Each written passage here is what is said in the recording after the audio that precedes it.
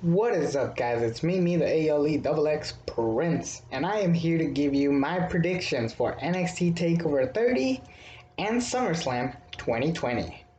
If you're wondering why I'm talking like this, it's because I'm actually practicing for a news show. Yes, I want to be on a YouTube news show. I'm probably not going to be on camera because I'm more of a head writer. I'm more of like a creative journalist for SDS City or SDCC, San Diego City College. That's more my thing.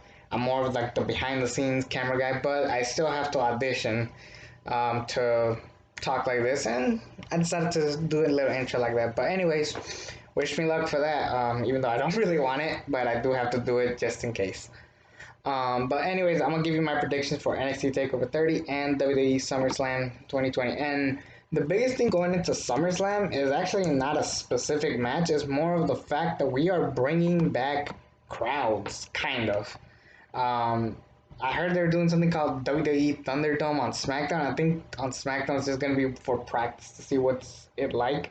And this is gonna be a head-on thing that's gonna happen between Raw, SmackDown, and summer and the pay-per-views, but not NXT. I think they're just gonna go back to the whole uh, um, roster or like trainees, just hyping up matches, which I'm okay with. I'm actually perfectly fine with it. But realistically, I think everybody should be treated equal. But then again, some places aren't as like big with ratings as others. If they were gonna do this whole Thunderdome thing, they should do it every once in a while, not all the time. I think they should really only save it for the big pay-per-views, like a SummerSlam. That made sense. If anything, they should do an evolution. I heard they're gonna do Payback right after SummerSlam, which is like ridiculous. And we're actually gonna have it like a weekend. Like we're not gonna have it like build up and do freaking like what everybody else is doing. If that makes sense. I would have preferred it. Pay. I would have preferred a women's pay per view once again because at this point we got nothing left to lose. Just do something creative, do something fun. WWE, just be fun. That's all I'm asking for. NXT is trying. Um, and hell, they're gonna compete with AEW Dynamite. All I know is that Cody's gonna face Bronson Brody Lee, but I'm not that excited for it. That's the honest truth. Um, Really, that's the only thing I'm excited for. AEW, Brody Lee and Cody. Maybe it sounds like a good enough match. It sounds like a really interesting mashup. But I don't know what else is gonna happen on that show. And realistically, I'm more excited for them changing up their spot. I personally would have moved them to Thursday, not Saturday, because nothing's happening on Saturday. Let's see, Monday you got nothing. I mean, Monday you have Raw. Tuesday you got Impact. Wednesday you got NXT. Thursday you got nothing, and then Friday you got SmackDown. So why don't AEW just join that? Now they have to compete on Saturdays with WWE. Still, like they're competing with NXT Takeover, and not that the card looks anything great. It really doesn't. But come on, really. Let's just go over the predictions. So I'm gonna start with NXT Takeover 30. Apparently, we're gonna do a triple threat tag team match to determine the number one contenders for the NXT Tag Team Championships. We got Breezango, the 1-2 gang, aka Oni Lorcan and Danny Birch, and Legado del Fantasma. The only person I know from Legado del Fantasma is Walking Wild. Raul Mendoza, he sounds familiar. Like I know who he is, and I have watched the cruiserweight G1, and then I saw Santos Escobar turn heel. Like I saw that whole thing. But Raul Mendoza is not someone I really know. I know who Joaquin Wild is. I followed him in the Independent, so yeah. And obviously everybody knows Breezango, the Fashion Files, and Oni Lorcan and Danny Birch are always back and forth. They mainly focus on Oni Lorcan having some momentum. I personally am like meh about the match. I mean, it's not even going to be on the show. I guess they're going to have the match, and then later they're going to do a tag team title match either on the show or like on a NXT episode. I don't don't know. They keep giving Breezango chances, but then they keep losing, so I don't want to see them. They don't like doing heel versus heel, Imperium versus Legado del Fantasma, which would have been my choice if the tag team champions were baby faces. And then we got Oni Lorcan and Danny Birch. I guess by default I'll go with Breezango, but even though I'm not the biggest fan of that, because I already saw Imperium versus Breezango, I want to see something else. Also, Imperium really, like, them as tag team champions, why didn't they just do Legado del Fantasma beat the bros, Timothy Thatcher and Matt Riddle? That reminds me, Timothy Thatcher is nowhere to be seen in this card. I hope they didn't just give up on his character. I really hope that they still got something for him down the road. He's a great talent. He has good promo skills. And he's kind of like the heel Daniel Bryan that we were expecting. The problem with Daniel Bryan as a heel is that he's impossible to dislike. Even during his great run as a WWE champion as a heel, it was hard to boo him because he was telling stuff that was true. Anyways, let's just move on to the main card. The North American Championship ladder match, I'm going to be honest, I was not excited for this match, but then I saw the participants and now I'm a little bit excited. I'm a little bit anticipating because I remember it was like Bronson Reed, Dexter Lumis, Cameron Grimes. This looks like just like an unknown, a match with a full of unknowns. I'm a little disappointed that they didn't put Kushida in there, but I don't know. Because there's only 5 dudes. They could have put a 6-man, and that 6th person could have been Kushida, which would have been awesome. I love Kushida, the most underrated talent NXT guy, and they do nothing with this guy. I hope they don't pull a Shinsuke or a Kenta on him, but come on, WWE or NXT, Triple H, whoever. Don't drop the ball with Kushida. This guy is a talent. At least put him in the Cruiserweight division, something. Also, no Cruiserweight match here. Disappointing. We should have gotten Santos Escobar versus Isaiah Swerve Scott, but I guess not. Anyways, let's just talk about this match specifically. Bronson Reed, Damien Priest, Cameron Grimes, Johnny Gargano, Velveteen Dream. Velveteen Dream is coming back after his scandal, which I'm going to be honest, I'm going to just get it out of the way. I do think that Velveteen Dream is guilty, and I'm not laughing because it's like it's anything, but I don't know, just like I really don't think that this guy is like all that innocent. I think he did harass some people. I think he did some shady shit. He fucking posted a dick pic, and I don't like getting political, and I definitely do not like accusing someone of like stuff with no evidence, unlike everybody else. But when it's a Velveteen Dream, there's enough evidence to say that this guy is guilty. And I just hope they don't go the Jimmy Snuka route where he's innocent and they're hiding it from the world. I hope they don't do that. If eventually we do find out that Velveteen Dream is like completely innocent and all this, thankfully, yeah. But I don't know. It just feels uncomfortable. I personally would have waited at least I'm gonna be real. I would have given Velveteen Dream a year to get his shit clean because it's kind of hard to watch these matches. Imagine if they kept Enzo Amore around, even though that guy was innocent. It would have been really hard to watch him for a while. But yeah. Anyways, who do I think is gonna win this one? My gut says Johnny Gargano, and I really want Johnny Gargano to win because despite him being called Johnny Takeover, he does not have a really, really good record. He has probably one of the shittiest NXT records. He's only really won like 2 matches. It's kind of disappointing, to say the least. I'm going with Johnny Gargano, and then I think he could have his proper North American Championship run in NXT. I think he could pull off and being a strong mid-carder who was also like a mid-card champion. I think he will be if he wins, he would be the official 2-time North American champion. Yeah, I think he would be the first ever 2-time North American champion.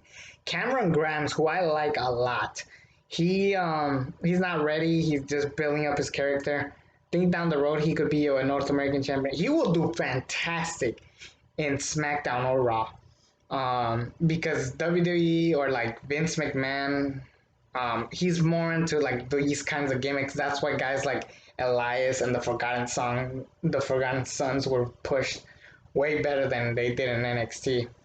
So I think Cameron Grimes is gonna be in some places when he goes up to Raw or SmackDown.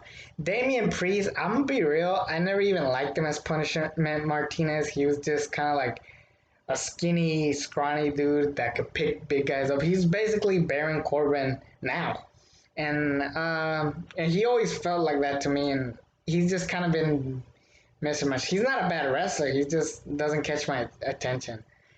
Bronson Reed, he's my favorite, honestly, but he's not the best. That would be Gargano. And hell, even Dream is better star power than he does. But Bronson Reed, he's not ready. He's not ready to be champion just quite yet. But I do see potential with this guy. Bronson Reed is he's just likable. He looks like a tough dude. He reminds me of like an old school wrestler done right, like an Earthquake, or trying to think of some guys that were like, I don't want to say Sean O'Hare, if you guys remember that guy, rest in peace. But Bronson Reed does kind of remind me about this. Kind of reminds me of those kind of guys that um, were great, but they didn't go all out with these guys. No pun intended. And Dexter Lumis was originally going to be in this match. I hope to God that he's not in this, or they don't find a way. I won't be honest. I don't like Dexter Lumis. He looks lame. Like he looks like Steve Austin's like cousin or something. I don't dig Dexter Lumis. I didn't even like him feuding with Adam Cole. It was just boring. Not that he's a bad wrestler. It's just that I don't. I'm not a big fan of Dexter Lumis. Maybe down the road, but he still hasn't impressed me personally.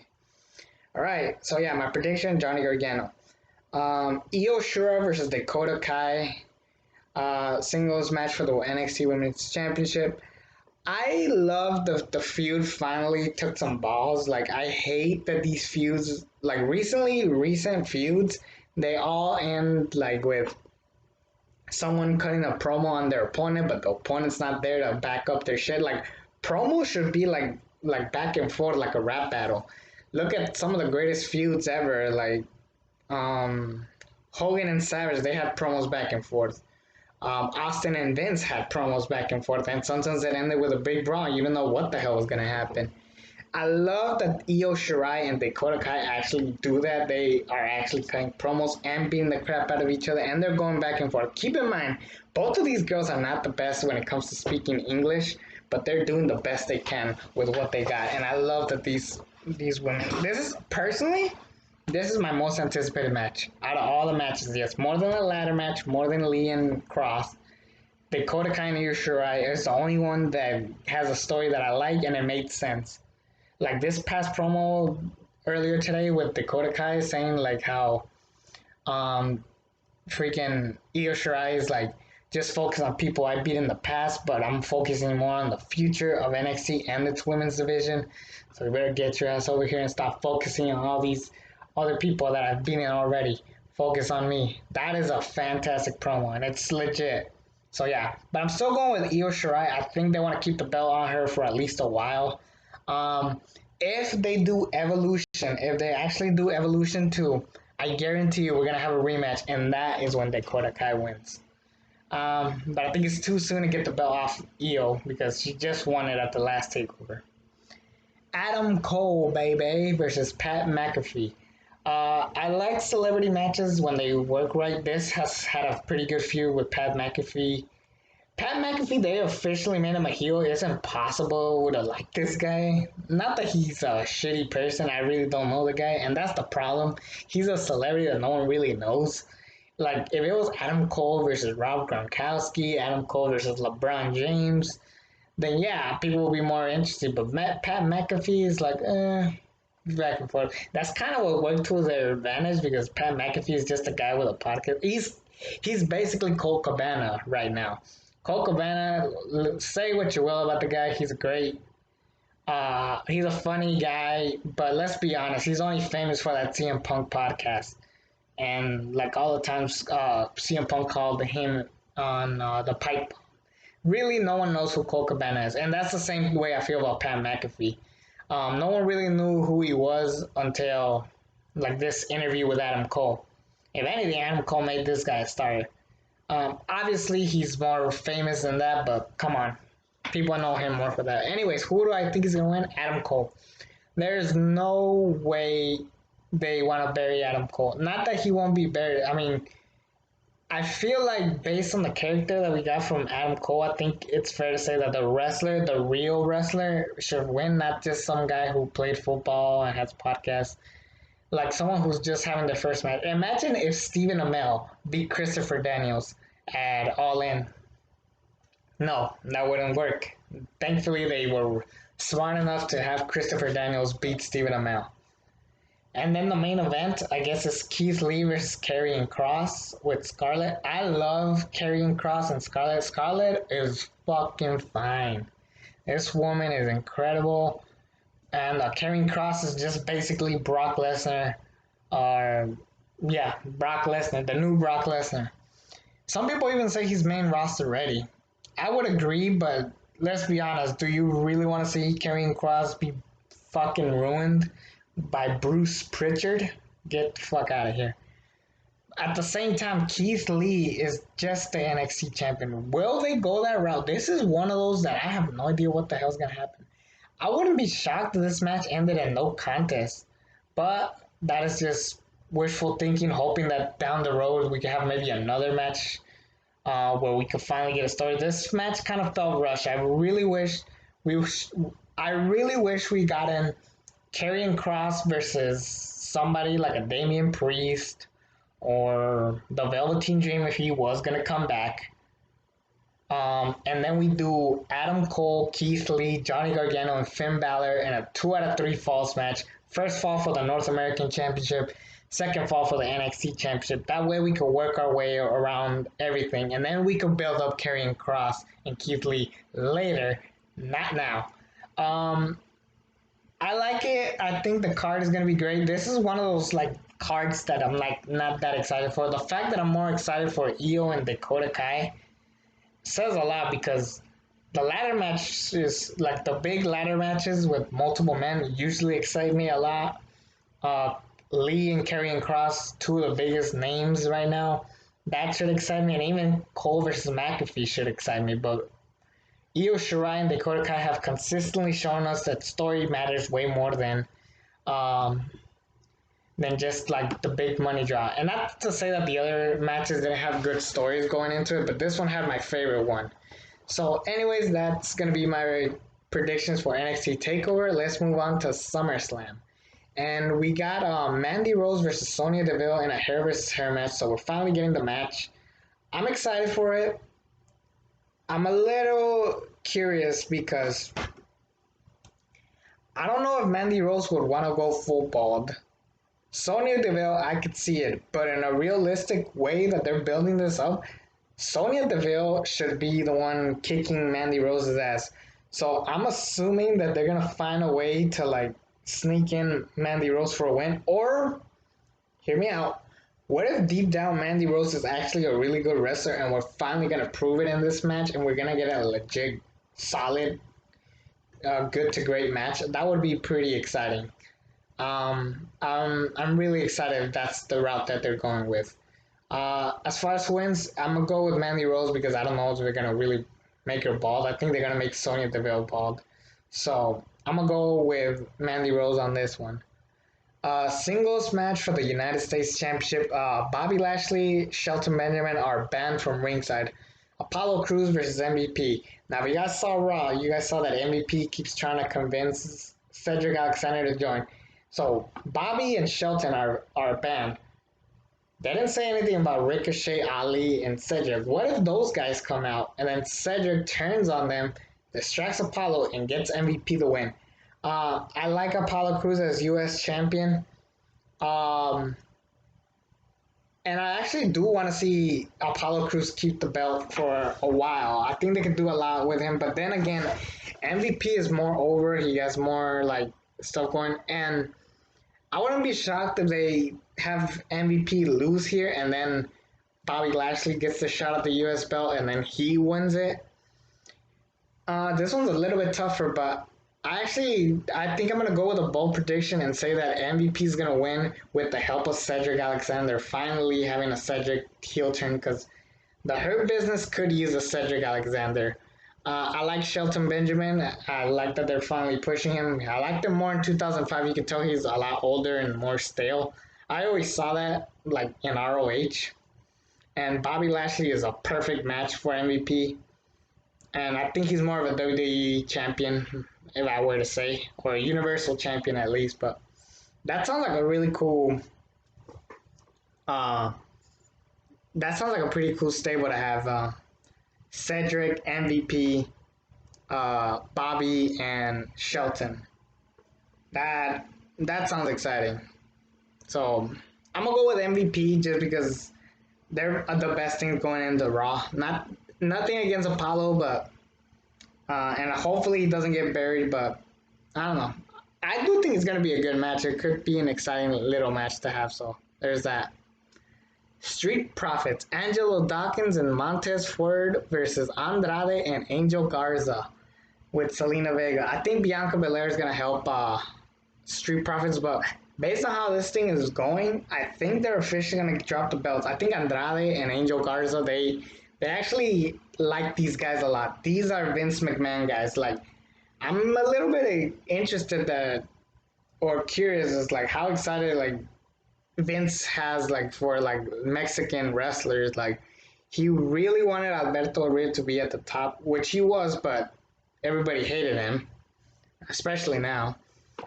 They tried with Sin Cara, they tried with Kalisto, Andrade and Angel Garza. I think Andrade is a WWE champion waiting to happen, but I understand why they're not going that route right away. But I do see that they are trying with these guys, and I think that's why Andrade and Angel are gonna win. So my pick for this one, Andrade and Angel Garza. Um, Next up, I'll go with the women's matches because they're technically the same matches we've seen over and over for the millionth times.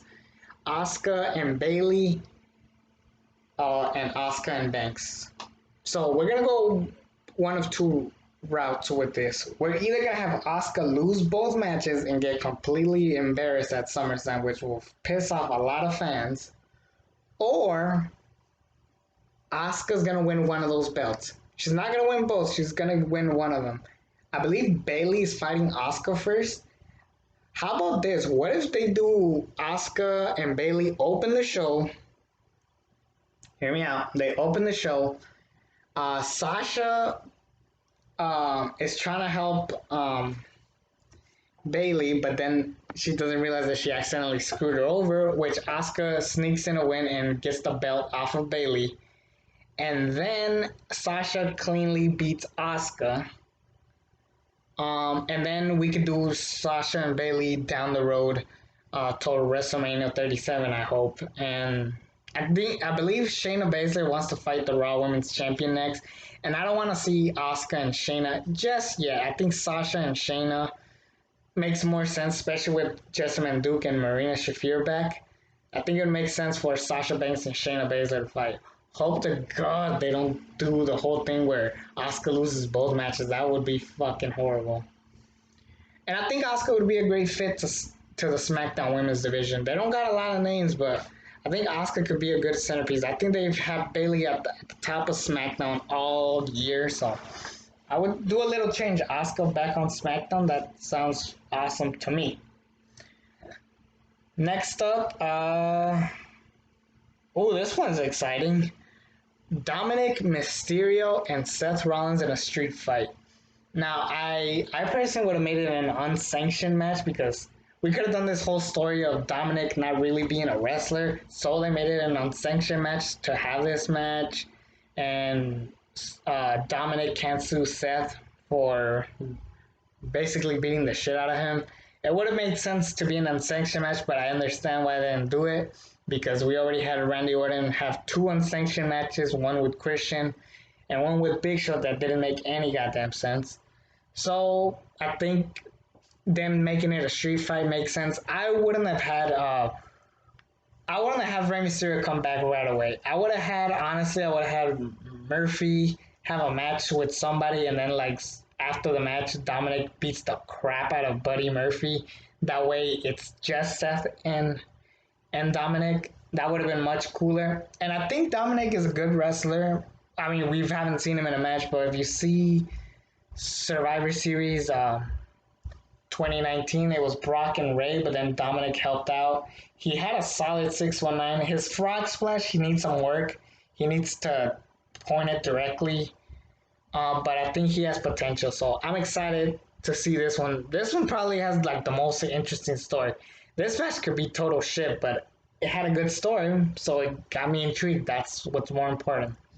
What's not so important is the Universal Championship. Braun Strowman versus Bray Wyatt. How the fuck do you make this shit boring? You literally have it right there in a golden platter.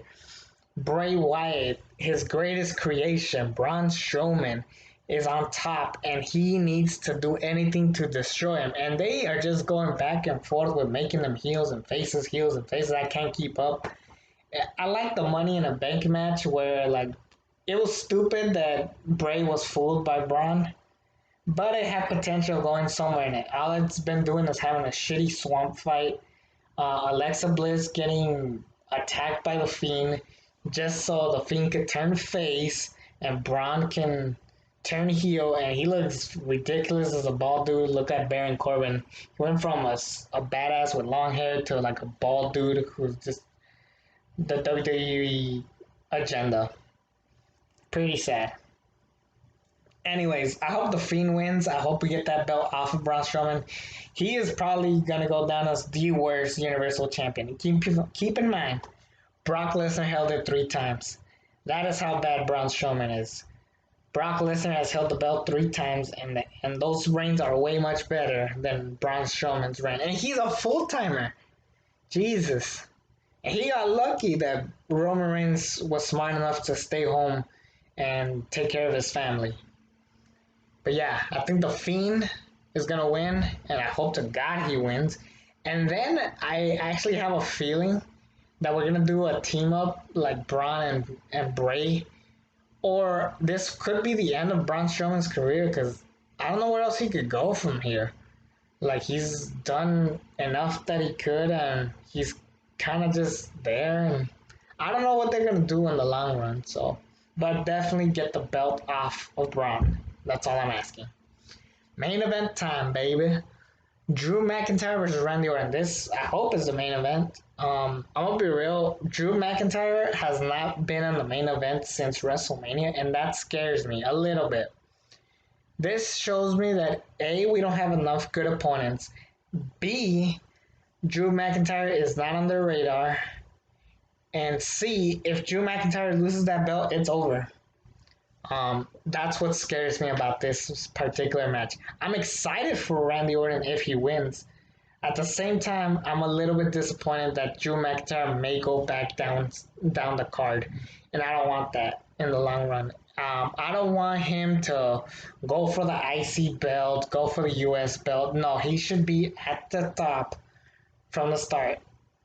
Like, if he's going to lose to Randy Orton, he better still stay at the top trying to chase Orton.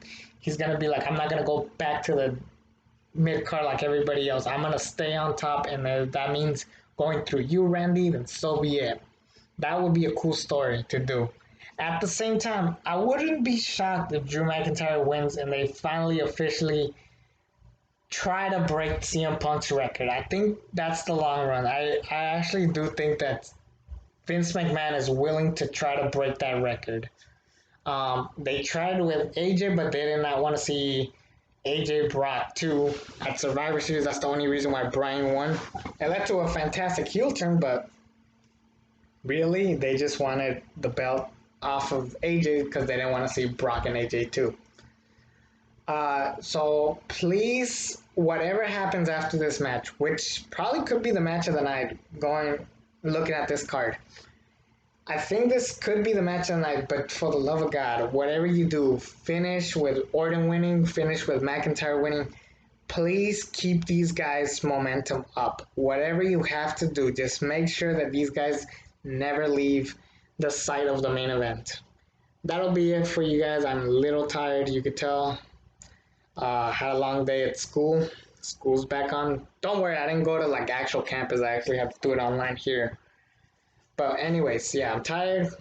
SummerSlam, it could be great. NXT never lets me down, so I'm confident with them. AEW, we'll see. But anyways, it's Mimi, the ALE XX Prince. Subscribe to this channel if you haven't already. And until then, I'm out.